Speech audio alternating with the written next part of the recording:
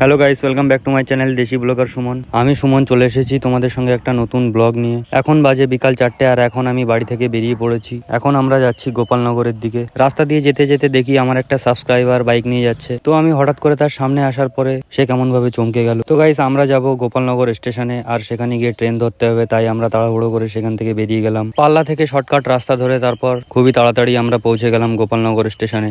আর এখানে এসে দেখি একই অবস্থা। বহু বছর ধরে এখানটায় বহু ফ্যামিলি বসবাস করতো আর রেলের সরকার এসে সেগুলো সব ভেঙে চুরে উড়িয়ে দিয়েছে। এইরকম অবস্থা হওয়ার পরে প্রথমে একটু চিনতে অসুবিধা হচ্ছিল, তারপরে পিছন দিকে গিয়ে বাইকের গ্যারেজ খুঁজে সেখানে গিয়ে বাইকটা রেখে চলে আসলাম স্টেশনের দিকে।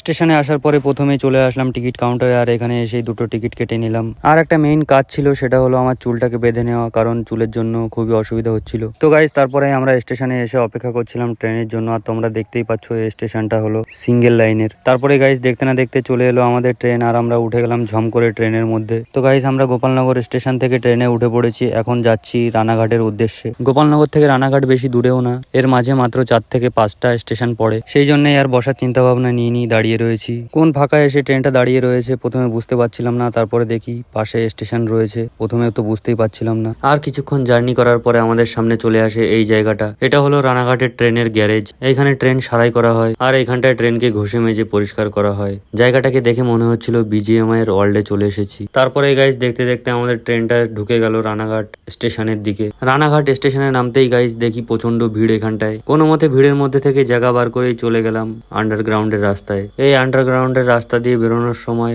গেটের ওইখানটায় টিটি দাঁড়িয়ে থাকে। প্রথমে তো ভয় লাগছিল, তারপরে মনে পড়ে গেল যে আমাদের তো টিকিট কাটাই রয়েছে, কোনো অসুবিধাই নেই। তো তারপরে গাইস, আমরা স্টেশন থেকে একদম বেরিয়ে আসলাম রাস্তার দিকে। এই রানাঘাটে গাইস এত টোটো দেখে আমার মাথা খারাপ হয়ে গেছে, পাগল হয়ে গেছে। পুরো রানাঘাট এলাকা একদম টোটোওয়ালা সব দখল করে নিয়েছে। তারপরেই গাইস একটা টোটো আমরা দখল করে নিলাম আর তারপর সেখান থেকে বেরিয়ে গেলাম মেইন উদ্দেশ্যের দিকে।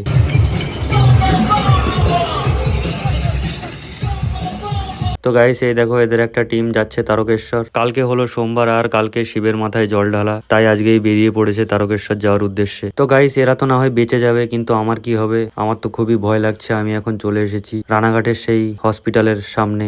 আমার তো গাইস ভয়ে একদম ঘাম শুকিয়ে যাচ্ছিল, জানি না কি হবে আমার। এবার আমি যাচ্ছি হসপিটালের ভেতরে। সবার প্রথমে গাইস জুতোটা খুলে জমা করে দিলাম। তারপরে গাইস ভেতরে গিয়ে ডাক্তারের সাথে কথা বলার পরে ডাক্তার কিছুক্ষণ বসতে বললো। বসে বসে অপেক্ষা করছিলাম গাইস। আর আমার পাশে টিভিতে দেখো কি চলছে। এই জাগ্গু বান্দার এই মালটা সব জায়গাতে থাকে আর আমি যখন ভিডিও বানাবো কোনো না কোনো ভাবে আমার ভিডিওতে চলে আসবেই। তো গাইস, এখানটায় ভিডিও বানানো তো একদমই বারণ ছিল, তাও লুকিয়ে লুকিয়ে 2-4টে ভিডিও আমি করে নিয়েছিলাম। আপাতত দুটো ছোট টেস্ট করে ডাক্তার রিপোর্ট দিয়ে আমাকে বাড়িতে পাঠিয়ে দিল। এর পরের বার আসলে জানি না আমার সঙ্গে কি হবে, আর আমি এখানে আসতেও চাই না। তো গাইস, আপাতত এখানটার কাজ আমার হয়ে গেছে কমপ্লিট। আর এখন আমি এখান থেকে যাব আবার রানাঘাট স্টেশনের দিকে।